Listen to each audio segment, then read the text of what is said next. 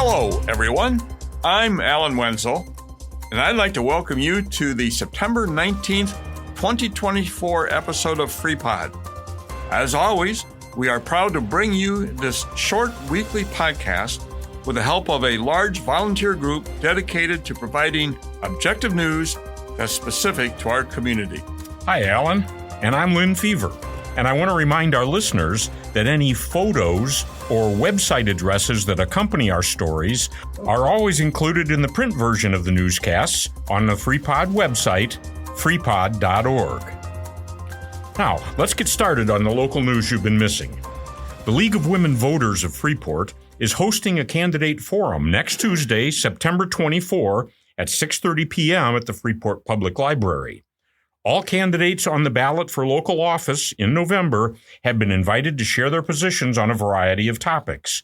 The forum, open to the public, will be moderated by Jim Winker, retired history teacher from Freeport High School. The League encourages all of us to attend next Tuesday and increase our understanding of the candidates' plans if they are elected. So that's this Tuesday night, September 24, at the library. And just to let you know, FreePod has also invited the candidates for contested elections in our county to send us their thoughts on key issues. We hope to be able to post their comments side by side on our website early in October. So let's all get better informed about the local issues in the coming elections. Turning to Freeport City news, at the September 16th City Council meeting, the Council approved an agreement between the Stephenson County Highway Department and the Freeport Fire Department to place an antenna, receiver equipment, and an amplifier at the County Highway Building on Lamb Road. The Emergency Telephone System Board has agreed to fully fund the replacement of the Fire Department's VHF radio network at the cost of $108,000. This equipment will greatly enhance radio communications to the southern part of Stephenson County. The council also approved upgrades for the city's fuel station in 2025. The underground fuel system at 1001 North Island Avenue will receive necessary equipment replacements for some of its 33-year-old components that have clearly outlived their 30-year life expectancy. This fuel system serves public works, street crews, the police and fire departments, the water and sewer department, Pretzel City Transit, Community Development, Animal Control, and the Housing Authority. We know that fall will soon be here, and along with that, city pickup of leaves. Now, the City Public Works Department reminds residents that only leaves are picked up during the leaf pickup time. Currently, the woodlot located on Wallen Avenue and the drop-off located at the city yards are only accepting wood branches 2 inches wide or larger.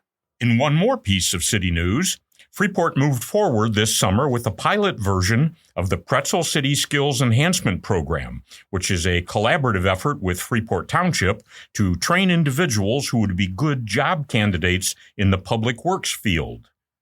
Following the summer pilot, and because of the interest in seeing it continue in future years, city staff put together a revised contract to reflect some of the changes needed for the future program structure. Details of the revised contract were discussed by public works representatives, city attorneys, council members, and city management, and then presented to the township and to Midwest Construction. As a result of the changes, Midwest abstained from moving forward with the contract, and the city is instead proposing an alternative plan that they still hope to have ready to go in the spring. Again, the end goal is to foster a program that supports temporary infrastructure repairs while enhancing the skills of our community's underserved youth.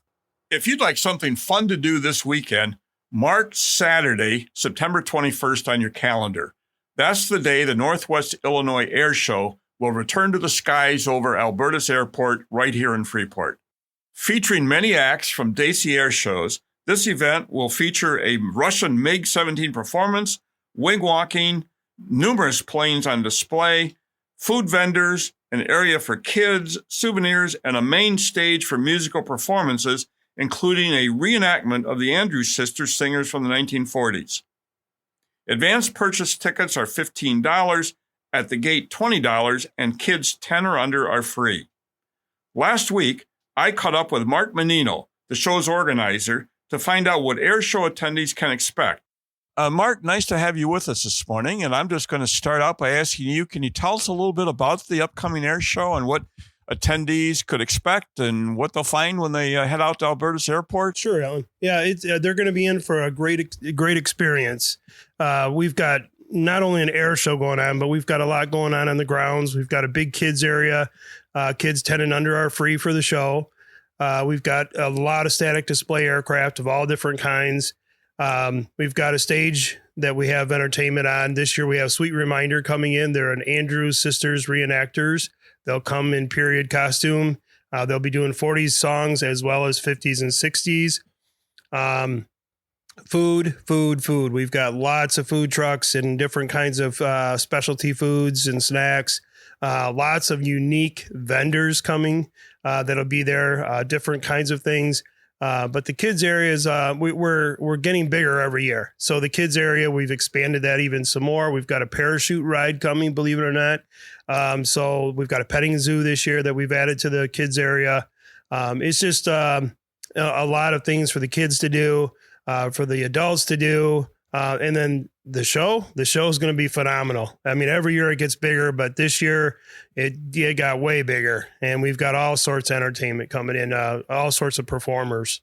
Boy, it sounds like a real family event, Mark, that it's geared for all ages and lots to do, even though you may not be interested in a particular airplane or performance by an airplane. You've got all these other activities, music, bands, fun for the kids, and of course, food vendors.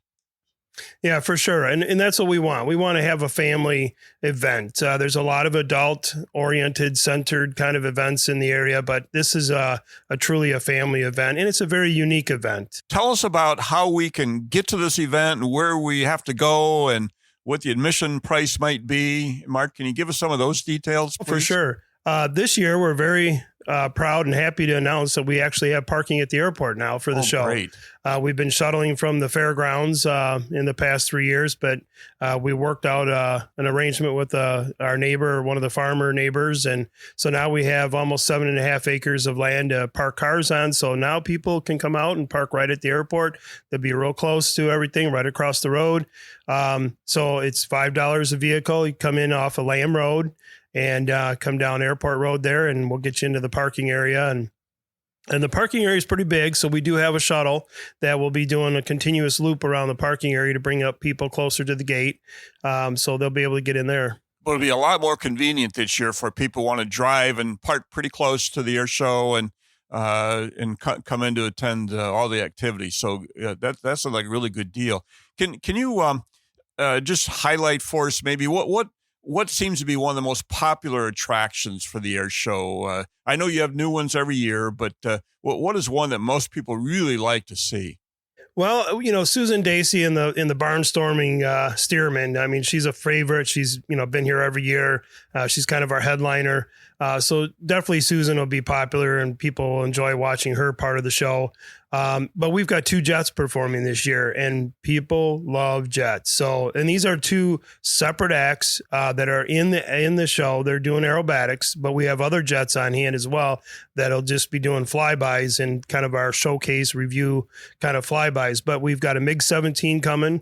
Full aerobatics. It's one of Randy Ball's MiG-17s. Randy's world-renowned aerobatic pilot. So this is one of his approved pilots. This is going to be bringing one of his MiG-17s here, doing full aerobatics, which I'll mention that we've increased our show box to a Cat 1 show box, which is the biggest show box you can get. So right here in Freeport, we've got a big show box that we can do a show like anywhere else in the world. So we also have a jet provost coming, and he's coming out of Arkansas. And that's a retired British Canadian fighter jet. So that will be doing full aerobatics. So the jets are really popular. And another big popular thing is we've got skydivers this year. We have the Misty Blues. They're based out of Michigan, but the girls come from all over the country. So this is an all-female jump team, and they'll be performing in pink and black. And so they're going to actually do 2 acts. They're going to open up the show, and then they're going to jump again the second half of the show. So those are some of the kind of the highlights. But we've got military, we've got aerobatics. We also have this year is the 75th anniversary of the T-28.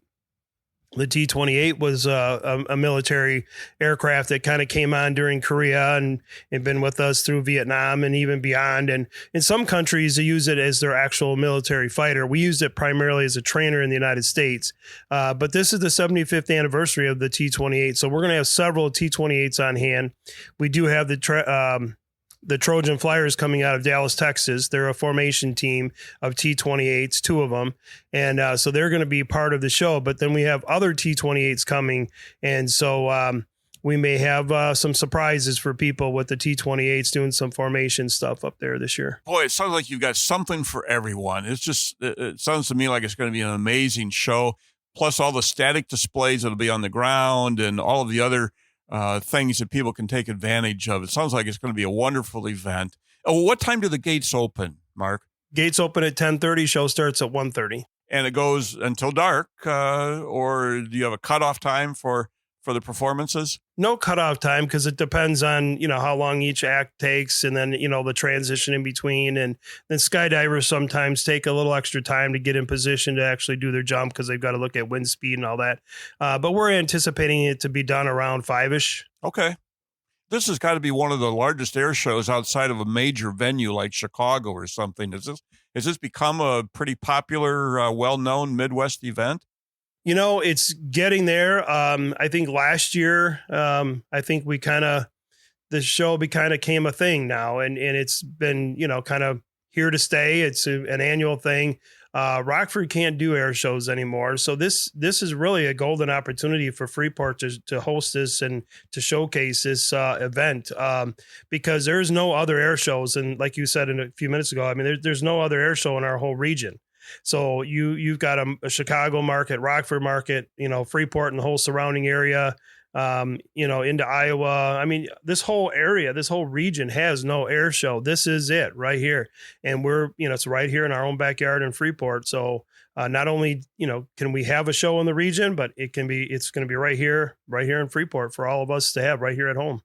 Mark, thank you so much for your time and for telling us a little bit more about the upcoming air show. It's going to be a great day of fun for anyone who goes. So we encourage all of our listeners to check it out on September 21st at Alberta's Airport. Gates open at 10:30, and expect a full fun day of all kinds of activities. Mark Menino with the Northwest Illinois Air Show. Thanks so much for your time. You're welcome, Alan. Thank you. Boy, the air show certainly sounds like a fun family event for this Saturday. Follow the signage and enter the parking area on Lamb Road, south of Freeport. See you at the air show. And after the air show, you can support the Friends of the Pecatonica River Foundation as they host their 13th annual fall fundraising event at Big O's on the Hollow this Saturday, September 21st.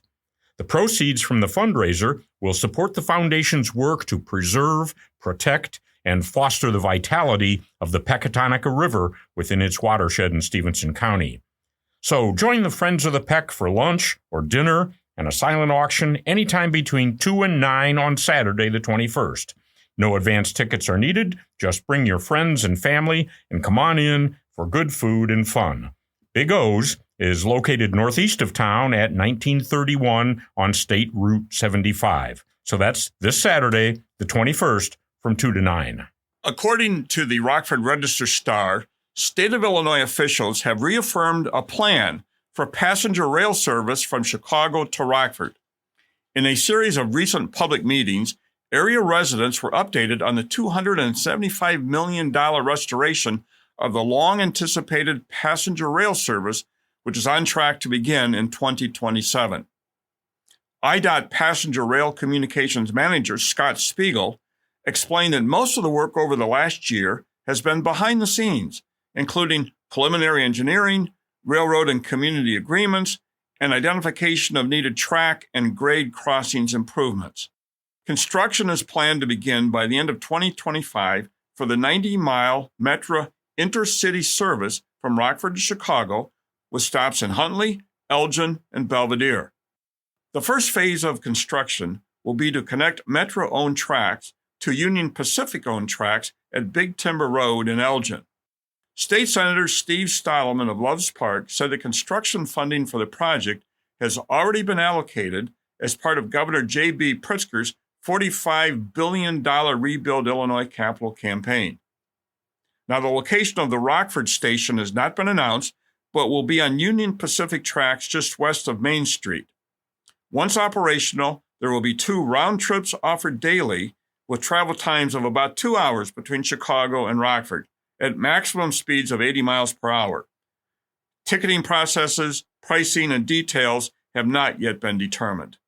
The annual Small Town Heroes campaign, run by the United Way of Northwest Illinois, recently honored 9 individuals who have given their time and talents to make a difference in our local communities. The 2024 Small Town Hero recipients are Alicia Leeper, Danielle Jackson, Elbert Bunker, Peter Flynn, Tom Glendenning, and Zandra Bright from Freeport, and Angie Essling of Lena, DJ Scott of Pearl City, and Nancy Bandemer of Mount Carroll. The heroes' achievements ranged from dedicated work on various community programs to support of individuals in need of a helping hand. This is the 9th year honoring small-town heroes in Stephenson, Joe Davies, and Carroll counties. The United Way's goal in this campaign is not only to recognize these individuals, but to share their stories and inspire others to get involved.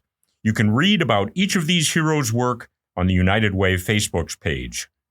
And if you know someone who's going above and beyond for our community, please nominate them for next year's awards. You can do that anytime before next June on the United Way Northwest Illinois website. A sure sign of fall is when those of us who are at or near 65 years old begin receiving lots of mail about Medicare plans in our post office box. What, that includes you, Alan? Well, I'm afraid it does.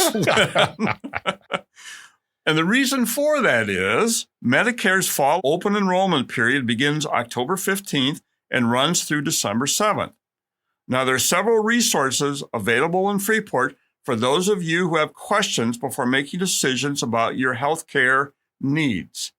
The Senior Resource Center in Freeport will be helping Medicare beneficiaries review their Medicare drug plans and help them enroll in new plans as necessary, and will begin booking appointments for this assistance on September 23rd. For more information, contact Annabelle at 815-235-977, extension 228. Once again, Annabelle, 815-235-9777, extension 228.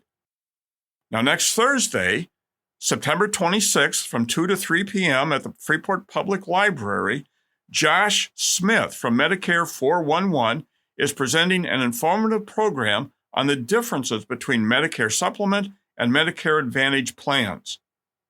Now, many Freeport area insurance firms also have Medicare expertise, and FreePod will be providing a detailed story on the changes this year for both Medicare and Medicaid in an October newscast. So stay tuned. A free public concert featuring Carrie Newcomer will take place next Thursday, September 26th at 7 p.m. at the Highland Student Conference Center in Freeport.